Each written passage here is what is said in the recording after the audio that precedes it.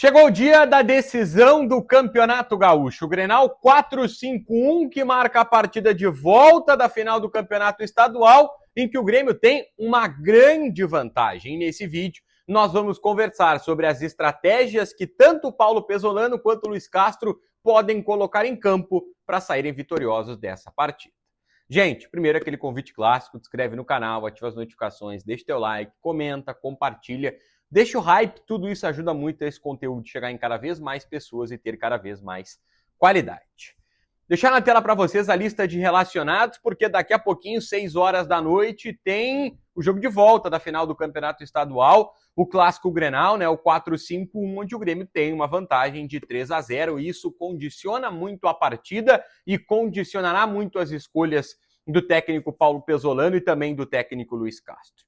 Deixar na tela também aqui a provável escalação. O Grêmio repetindo o time que foi na partida de ida, com Everton, Pavon, Gustavo Martins, Vieri e Marlon, Noriega, Arthur e Monsalve no meio campo, Enamorado, mantido como titular pelo lado direito do ataque, Carlos Vinícius e Amuso.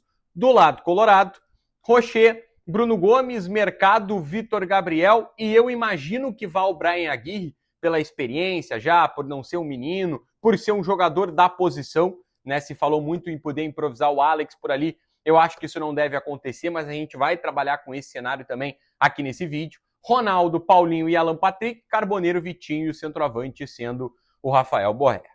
Como o Grêmio tem uma vantagem de 3-0 e a gente tem a tranquilidade de poder muito mais administrar a partida e conseguir se defender e explorar o contra-ataque, a gente vai trabalhar com alguns cenários desse time do Inter, com algumas modificações e com algumas escalações que a gente pode acompanhar. Vou estar deixando na tela, primeiro, aquele que é o modelo de jogo padrão do Inter. A maneira básica e que o Pesolano vem utilizando na maioria dos jogos para sair jogando, para tentar atacar o adversário. Vocês estão acompanhando uma saída de 3, Bruno Gomes, Mercado e Vitor Gabriel. Se for o Félix Torres por ali, mantém, claro que a mesma estrutura, muda a característica porque é um zagueiro de pé direito jogando pela esquerda. Bryan Aguirre, que é o lateral esquerdo, dando bastante amplitude pelo lado, Vitinho dando amplitude pelo outro, Ronaldo e Paulinho de Paula alinhados como 2 volantes, Carboneiro caindo para dentro, Alan Patrick andando um pouquinho para a direita e o Rafael Borré como centroavante. Os pontos de atenção, os mesmos de sempre. Aquele espaço às costas de Monsalve e de Arthur, deixando o Noriega na dúvida. Se ele marca o Alan Patrick, se ele marca o Carboneiro, o zagueiro talvez não possa adiantar. Se o Vieri adiantar no Alan Patrick, o Borré pode atacar as costas dele. Claro que o movimento precisa ser muito coordenado. Se o Vieri sai no Alan Patrick, o Noriega desce para cobrir esse espaço. Mas ali são os pontos de preocupação. No jogo da ida, o Inter tentou atacar da mesma maneira, mas Monsalve e Arthur fizeram um grande jogo. Pressionando, marcando muito bem o Ronaldo e também o Paulinho de Paula, evitando que esse passe dos volantes do Internacional chegasse até esse espaço do meio-campo, até essa zona mais perigosa. Se Monsalve e Arthur repetirem isso, a gente vai ter, obviamente, bastante sucesso. Mas existe um outro cenário, também com o Bryan Aguirre como lateral pela esquerda, e que o Inter já fez em alguns momentos nessa temporada dentro do Campeonato Gaúcho, que é esse que vocês vão estar acompanhando na tela. Uma maneira diferente de sair jogando. A linha de 3 se mantém, com o Bruno Gomes, Mercado e com o Vitor Gabriel, mas passa a ter um volante, aquilo que a gente chama de uma saída de 3 mais 1, né? A linha de 3 ali com o Bruno Gomes, Mercado e Vitor Gabriel e um volante. O Paulinho adianta um pouco pela direita, quem cai para fazer amplitude pelo lado é o Carboneiro como um ponto aberto pela esquerda, o Vitinho dando amplitude pelo lado direito e o Bryan Aguirre vai por dentro, até por ter a característica de jogar com a perna direita, ele é um lateral direito de origem, ele vai um pouquinho mais por dentro, assim o Inter forma um tripé no meio campo, e aí tem a situação de jogar com o Alan Patrick aberto um pouquinho mais pela direita, mais para frente, o Borré e os pontas dando amplitude, Carboneiro e Vitinho.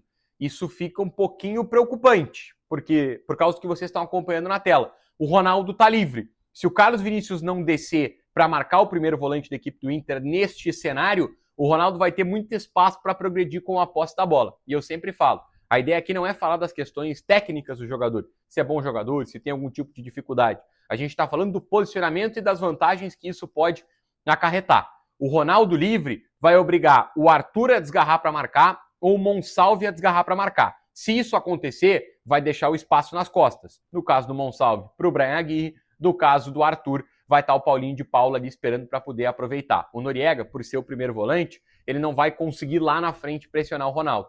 Mas existe uma maneira de marcar, que que o Grêmio já fez em outros momentos, que é essa aqui.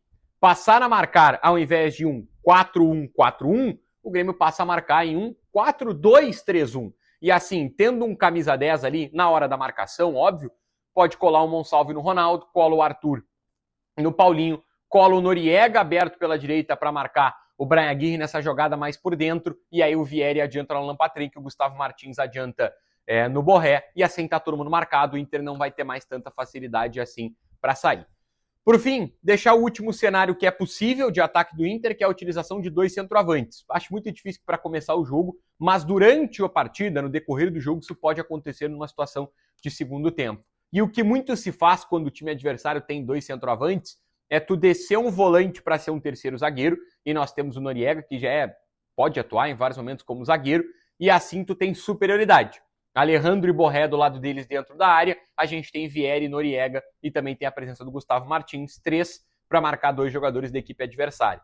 Ponto importante que eu destaco aqui, a pressão no portador da bola, porque se o Noriega vai descer entre os zagueiros, o Arthur e o Monsalve precisam descer os dois um pouco mais, mas é importante conseguir fechar esse passe, seja do Bruno Gomes pelo lado direito para encontrar o Alan Patrick, ou um passe cruzado que chega até o Alejandro ou até o Borré para um pivô, do outro lado a mesma coisa, seja um passe do Vitor Gabriel pro Carboneiro ou um passe do Vitor Gabriel um pouco mais na diagonal para tentar buscar o Borré ou tentar buscar o Alejandro. Por isso, nesse momento é importante a pressão. Acho que a partir do momento em que o Inter colocar 2 centroavantes, o Grêmio deve tirar de campo o Monsalve e colocar o Dodge para tentar ajudar um pouco mais nesse processo de marcação. Qual que é a grande vantagem que a gente pode explorar? Dessa maneira, quando eles colocarem 2 centroavantes, qualquer roubada de bola gera essa situação. Um 5 contra 4 com muito campo aberto, com muito espaço para driblar, para criar as oportunidades e para finalizar. O Amuso chega rápido ao ataque, o Enamorado pelo outro lado, Monsalve, Arthur e o Carlos Vinícius contra só 4 jogadores deles defendendo. E assim a gente vai aproveitar as grandes oportunidades que a gente deve ter já em um cenário de segundo tempo. Por fim, imagino que a marcação do Inter vai ser individual. Ele vai marcar a saída de bola do nosso time desta maneira aqui. E, de novo, a gente deve ter uma vantagem muito grande pelo lado direito, porque ele vai fixar o Carboneiro no Gustavo Martins pelo lado direito. O Pavon será marcado pelo Brian Aguirre e ele vai adiantar o Vitor Gabriel para colar no Enamorado. Enamorado contra o Vitor Gabriel, com muito espaço, com muito campo aberto para correr e para driblar, aqui é aquilo que a gente chama de vantagem técnica. O Enamorado tem muita vantagem contra o Vitor Gabriel para botar a bola na frente, para ter velocidade. E eu imagino que pelo lado direito de ataque, lado esquerdo defensivo do Inter, é por onde a gente vai conseguir atacar e criar as nossas melhores oportunidades. Um panorama básico do que eu imagino que será o Clássico Grenal, obviamente muito condicionado pelo 3-0 da primeira etapa, do primeiro jogo da final do Campeonato Gaúcho, mas cabe ao Grêmio saber explorar todas essas oportunidades e esses espaços com calma e com a cabeça no lugar. Gostou do conteúdo? Se inscreve no canal, ativa as notificações, deixa o teu like, comenta, compartilha, deixa o hype para ajudar bastante esse conteúdo a ficar cada vez melhor e a chegar em cada vez mais pessoas. Continua que vai ter muito Grêmio por aqui. Abraço!